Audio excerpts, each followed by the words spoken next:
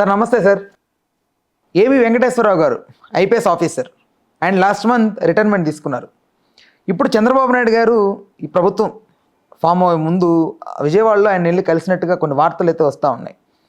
So దీని మీద మీ assessment ఏంటి? రాజకీయ నాయకుల పేర్లు తెలుగు రాష్ట్రాల్లో ఎంతమందికి తెలుసో, ముఖ్యమైన రాజకీయ నాయకుల పేర్లు ఏవి వెంకటేశ్వరరావు గారి పేరు అంతమందికి తెలుసు. గత 5 సంవత్సరాల్లో జగన్ ప్రభుత్వం ఆయన్ని 14 రోజులే ఉద్యోగం చేయనిచ్చింది.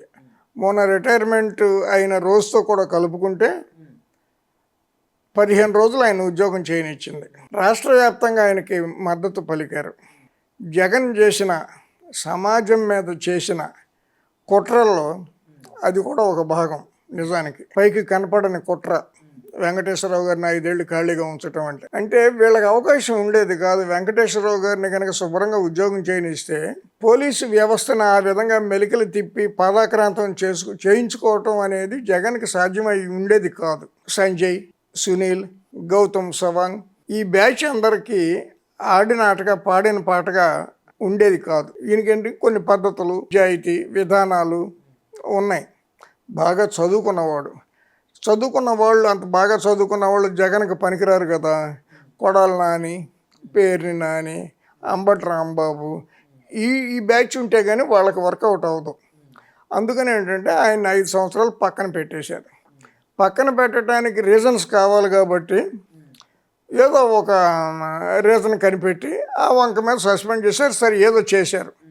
నిజానికి మే 8వ తారీఖు నాడే ఆయన్ని సర్వీస్లోకి తీసుకుని సస్పెన్షన్ ఎత్తేసి ఆయనకి ఇవ్వాల్సిన పావలా బేడ మీరు ఆపేసిన ఇచ్చేయండి అని చెప్పి ప్రభుత్వానికి, ఆంధ్రప్రదేశ్ ప్రభుత్వానికి క్యాట్ ఆర్డర్ ఇచ్చింది. అప్పటికి ఎలక్షన్ ఇంకా 5 రోజులే ఉంది. మే 13 కదా. అవును.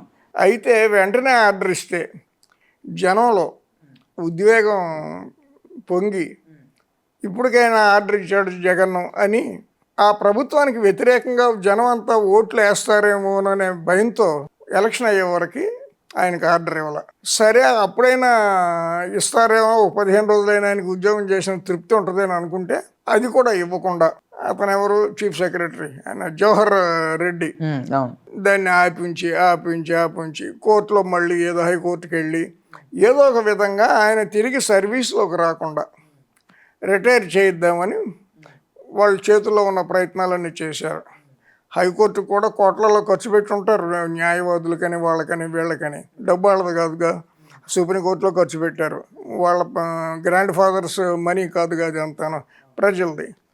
సరే అయిన తర్వాత ఆఖరి రోజున ఆయనకు ఆర్డర్ ఇచ్చారు ప్రింటింగ్ అండ్ స్టేషనరీలో. సరే అయిపోయింది. రిటైర్ అయినప్పుడు ఆంధ్రప్రదేశ్ చరిత్రలో ఆ మాటకు వస్తే ఉమ్మడి ఆంధ్రప్రదేశ్ కానీ, సపరేట్ ఆంధ్రప్రదేశ్ కానీ, సపరేట్ తెలంగాణలో కానీ తెలుగు నేల మీద ఒక ఐపీఎస్ ఆఫీసర్కి ఆ రకమైన వీడ్కోలు జరగటం నేను చూడాల. ఆఫీస్కి వెళ్తే అక్కడ 500 మంది దండలు పుచ్చుకొని, ఆయన తిరిగి ఇంటికి వస్తే ఇంటి దగ్గర 400-500 మంది ఆడవాళ్ళు మగవాళ్ళు కూడా.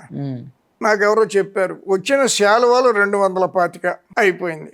ప్రభుత్వం మారుతుందని 1-10 సార్లు అందరూ అనుకున్నదే, కొత్త ఏమి కాదు. వాళ్ళకి తెలుసు తుక్కుగా ఓడిపోతాం అని అనుకున్న వాళ్ళకు కూడా తెలుసు తాము ఓడిపోతున్నామని.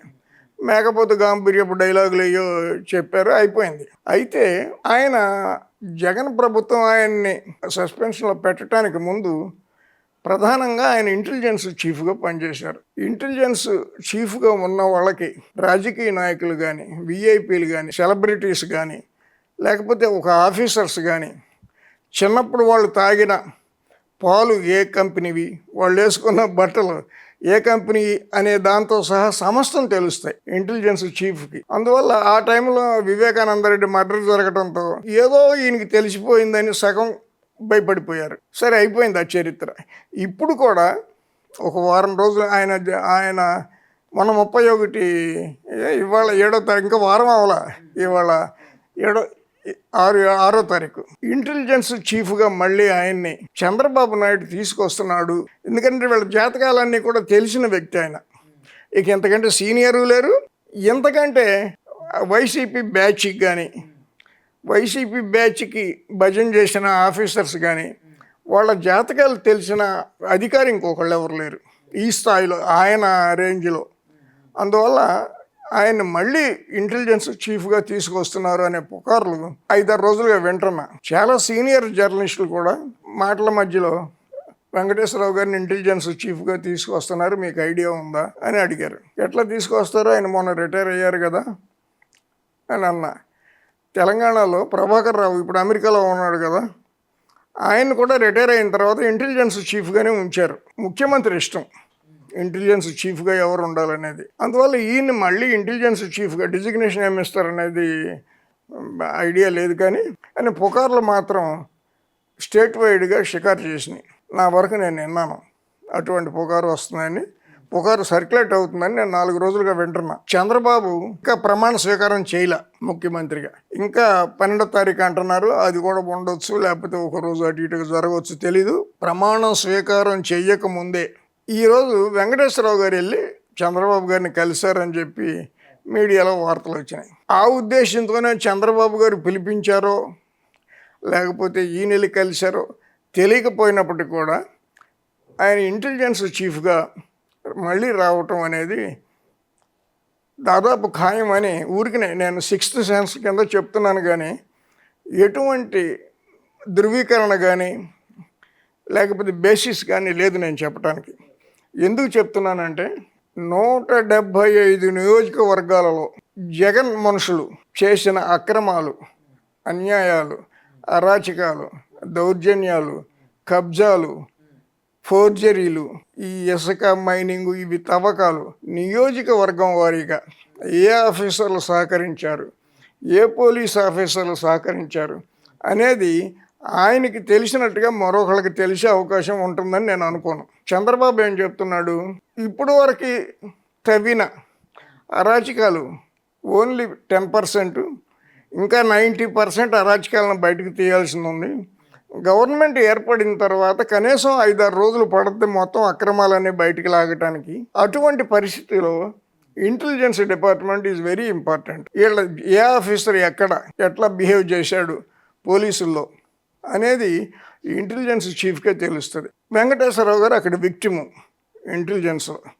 అందువల్ల తిరిగి ఆయన ఇంటెలిజెన్స్ తీసుకొచ్చి ఆ సమాచారం దగ్గర పెట్టుకొని చంద్రబాబు లేకపోతే లోకేష్ గారు ఎవరిని ఎట్లా హ్యాండిల్ చేయాలో చేస్తారు అనేది నేను అనుకుంటున్నా.